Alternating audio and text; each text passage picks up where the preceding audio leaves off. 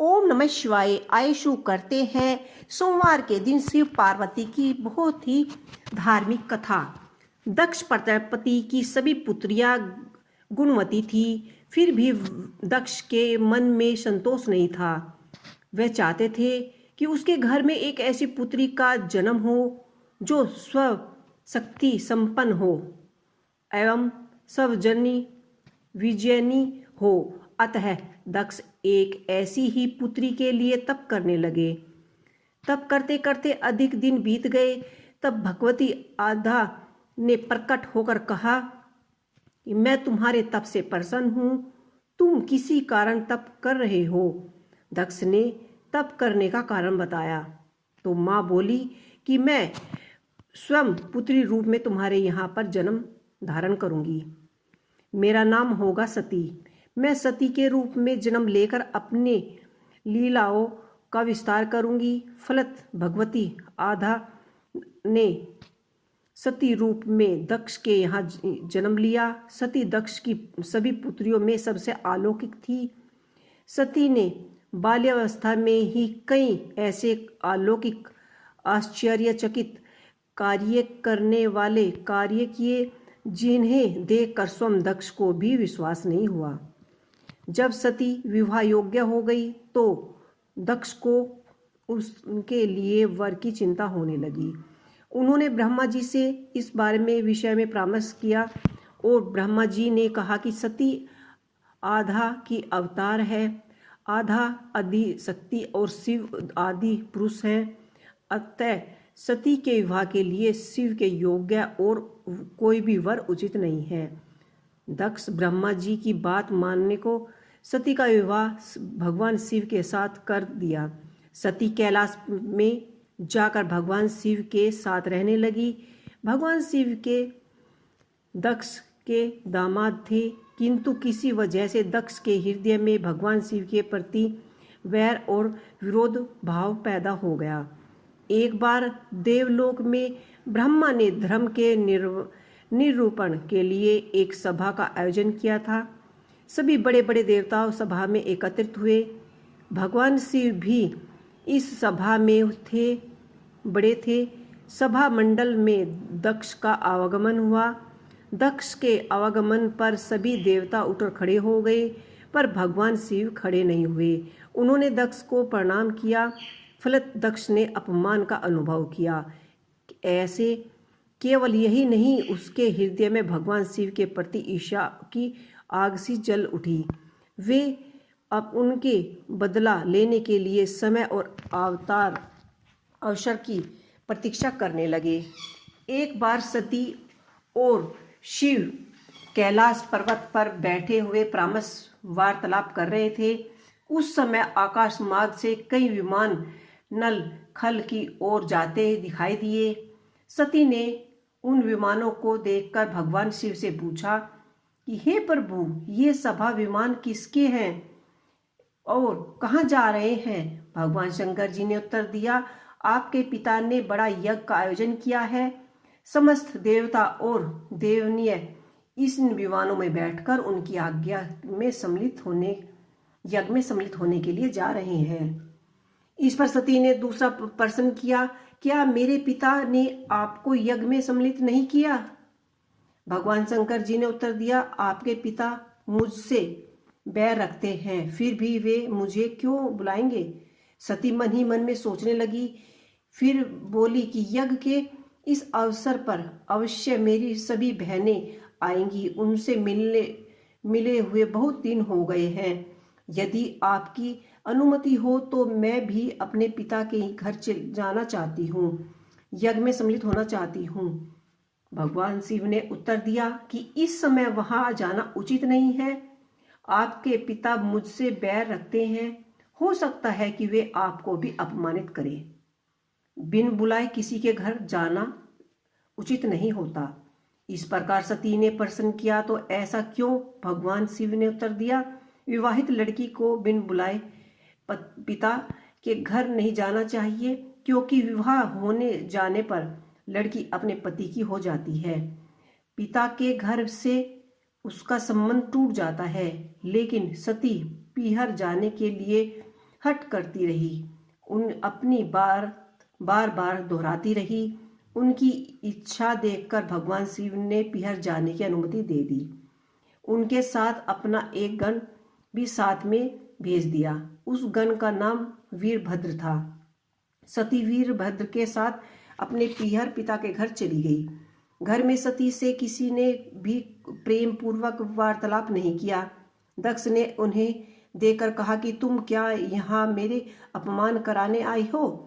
अपने बहनों को तो देखो, वे किस प्रकार भांति भांति के अलंकारों और सुंदर वस्त्रों से सुसज्जित है। तुम्हारे शरीर पर मात्र बादंबर है। तुम्हारा पति शमशानवासी और भूतों का नायक है। वह तुम्हें बादंबर छोड़कर और पहना ही नहीं क्या सकता है। दक्ष के कथन को से सती के हृदय में पश्चाताप का सागर उमड़ गया पड़ा। वे सोचने लगी, मैंने यहाँ आकर अच्छा नहीं किया।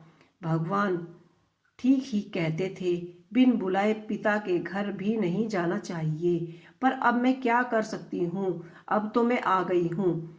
पिता के कुट और अपमानजनक शब्दों को सुनकर भी सती मौन रही। वह उस यज्ञ मंडल में गई जहाँ सभी देवता और ऋषि मुनि बैठे थे तथा यज्ञ कुंड में धू धू करते जलती हुई अग्नि में आहुतियां डालते जा रहे थे। सती ने यज्ञ मंडल में सभी देवताओं के तो भाग देखे, किंतु भगवान शिव का भाग नहीं देखा। वे भगवान शिव का भाग न देखकर अपने पिता से बोली कि पिता श्रेष्ठ, यज्ञ में तो सबके भाग दिखाई पड़ रहे हैं, किंतु कैलाशपति का भाग नहीं है।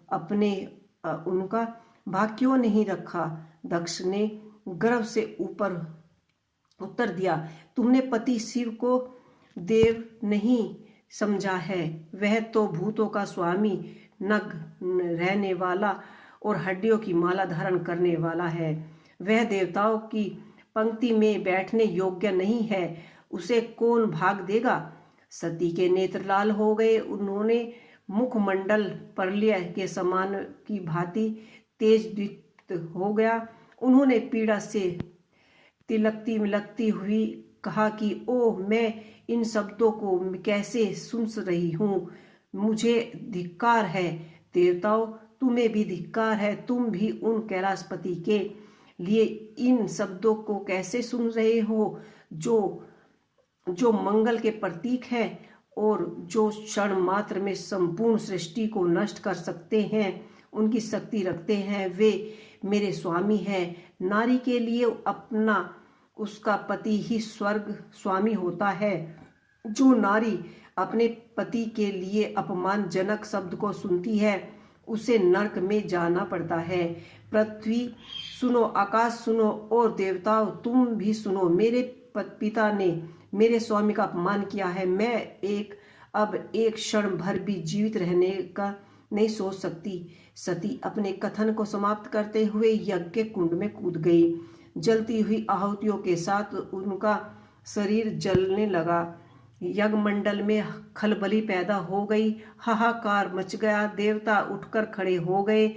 वीरभद्र क्रोध से कांप उठे और उछल कर यज्ञ का विध्वंस करने लगे। यज्ञ मंडल में भगदड़ मच गई। देवता और ऋषि मुनि भाग खड़े हुए। वीरभद्र ने देखते ही दक्ष का मस्तक काटकर फेंक दिया। समाचार भगवान शिव के कानों में भी पड़ा। वे प्रचंड आंधी की भांति कन्न खल जा पहुंचे।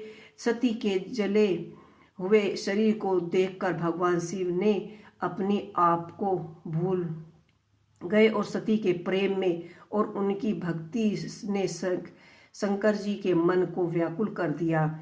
उन शंकर जी के मन को व्याकुल कर दिया जिनके काम पर भी विजय प्राप्त की थी और जो सारी सृष्टि को नष्ट कर सकते हैं, उनसे क्षमा रखते हैं। वे सती के प्रेम में खो गए और बेसुध हो गए और भगवान शिव ने उन्मत्त की भांति सती के जले हुए शरीर को कंधे पर डाल लिया और वे सभी दिशाओं में भ्रमण करने लगे। शिव सती के इस अलौकिक प्रेम को देखकर पृथ्वी रुक गई और हवा रुक गई, जल का प्रभाव ठहर गया और रुके हुए सभी देवता सांसें भरने लगे। सृष्टि व्याकुल हो उठी, सृष्टि के प्राणी पुकारने लगे, त्राहिम त्राहिम बोलने लगे। भयानक संकट उपस्थित देखकर सृष्टि के पालन भगवान विष्णु आगे बढ़े। वे भगवान विष्णु की बेसुद्धि में अपने चक्र से सती के एक अंग को काट दिया और काटकर वह गिर गया। धरती का इक्वल स्थानों में सती के अंग कट कट कर गिरने लगे। जब सती के सारे अंग कट कट कर गिर गए तो भगवान शिव पुनः अपने आप में आए। जब वे अपने आप में आए तो पुनः सृष्टि के सारे कार्य चलने लगे।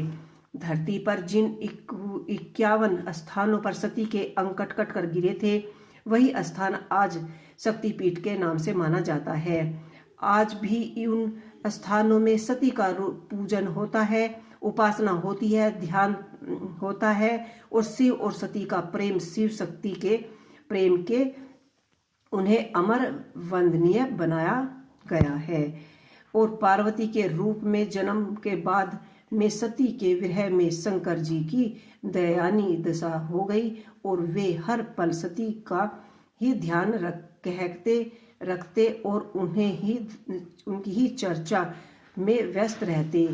इसी उधर सती ने भी शरीर का त्याग करते समय संकल्प लिया था कि मैं अपने पति के अपमान का बदला अवश्य ही लूंगी। तो ये थी शिव और प्रेम की कहानी, यानी शिव और पार्वती के प्रेम की कहानी। तो आपको ये शिव पार्वती की कहानी कैसी लगी मुझे कमेंट बॉक्स में लिखकर अवश्य बताइएगा। ओम नमः शिवाय।